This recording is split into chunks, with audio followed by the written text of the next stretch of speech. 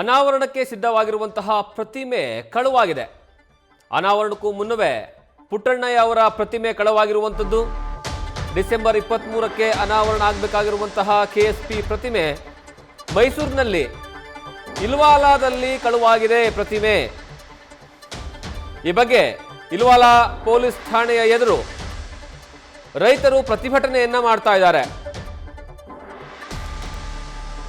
ರೈತ ಮುಖಂಡ, ರೈತ ನಾಯಕ, ರೈತರಿಗಾಗಿ ಬಹಳಷ್ಟು ಹೋರಾಟವನ್ನು ಮಾಡಿರುವಂತಹ ನಾಯಕ. ಒಂದು ಹಂತದಲ್ಲಿ ವಿಧಾನಸೌಧದಲ್ಲಿ ಪುಟ್ಟಣ್ಣಯ್ಯ ಅವರು ಇದ್ದಾರೆ ಅಂದ್ರೆ ರೈತರ ಬಗ್ಗೆ ಪ್ರಶ್ನೆಗಳು ಇದ್ದೇ ಇರ್ತವೆ ಅನ್ನುವಂತಹ ಮಟ್ಟಕ್ಕಿನ ಹೋರಾಟದ ಹಾದಿಯನ್ನು ತುಳಿದು ಬಂದಂಥವರು ಶಾಸಕರಾಗಿದ್ದರು. ಡಿಸೆಂಬರ್ 23ನೇ ತಾರೀಕಿಗೆ ಅವರ ಪ್ರತಿಮೆಯನ್ನು ಅನಾವರಣ ಮಾಡೋದಕ್ಕೆ ಸಕಲ ಸಿದ್ಧತೆಗಳನ್ನು ಮಾಡಿಕೊಳ್ಳಲಾಗಿತ್ತು. ಆ ಪ್ರತಿಮೆಯನ್ನು ಸಹ ಸಿದ್ಧ ಮಾಡಲಾಗಿತ್ತು. ಆದರೆ ಈಗ ಅದು ಕಳುವಾಗಿದೆ ಅನ್ನುವಂತಹ ವಿಚಾರ.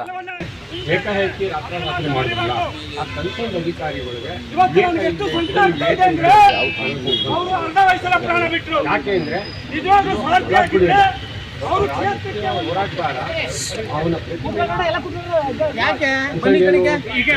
ರಕ್ಷಣಾ ಇಲಾಖೆ ಇರ್ಬೋದು, ಇನ್ನೊಂದಿರ್ಬೋದು, ಎಲ್ಲರಿಗೂ ಕೂಡ ಈ ಕಾರ್ಯಕ್ರಮ ಪ್ರಾರಂಭ ಮಾಡ್ತಾರೆ. ಏಕಾಏಕಿ 23ನೇ ತಾರೀಕು. ಇನ್ನು ಈ ಬಗ್ಗೆ ಹೆಚ್ಚಿನ ಮಾಹಿತಿಯನ್ನು ನಮ್ಮ ಪ್ರತಿನಿಧಿ ರವಿ ಪಾಂಡವಪುರ ಕೊಡ್ತಾರೆ. ರವಿ, ಈ ಒಂದು ಪ್ರತಿಮೆ ಕಳುವಾಗಿತ್ತು, ಈಗ ಪ್ರತಿಮೆ ಸಿಕ್ಕಿದೆ ಅಂತ ಗೊತ್ತಾಗ್ತಾ ಇದೆ. ಕಳುವು ಮಾಡಿರುವಂತಹ ವ್ಯಕ್ತಿಗಳು ಯಾರು, ಯಾವ ಕಾರಣಕ್ಕಾಗಿ ಕಳುವನ್ನ ಮಾಡಿದ್ರು, ಏನಾದ್ರೂ ಮಾಹಿತಿ ಸಿಗ್ತಾ ಇದೆನಾ?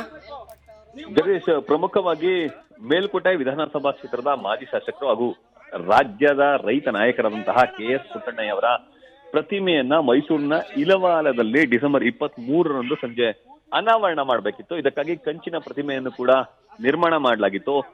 ಈ ಇಡೀ ರಾಜ್ಯದ ರೈತರು ಕೂಡ ಆ ಕಾರ್ಯಕ್ರಮಕ್ಕೆ ಬರ್ಲಿಕ್ಕೆ ಸನ್ನಿದ್ಧರಾಗಿದ್ದಾರೆ. ಅಂತಹ ಸಂದರ್ಭದಲ್ಲಿಯೇ ಡಿಸೆಂಬರ್ 23ರಂದು ನಡೆಯುವಂತಹ ಕಾರ್ಯಕ್ರಮಕ್ಕೆ ಮುನ್ನ ಆ ಸ್ಥಳದಲ್ಲಿದ್ದಂತಹ ಕಂಚಿನ ಪ್ರತಿಮೆಯನ್ನ ತೆಗೆದುಕೊಂಡು ಹೋಗುವಂತ ಕೆಲಸಕ್ಕೆ ಪೊಲೀಸರು ಮುಂದಾಗಿದ್ರು ಅನ್ನೋ ವಿಚಾರ ಈಗ ತಿಳಿದು ಬರ್ತಿದೆ.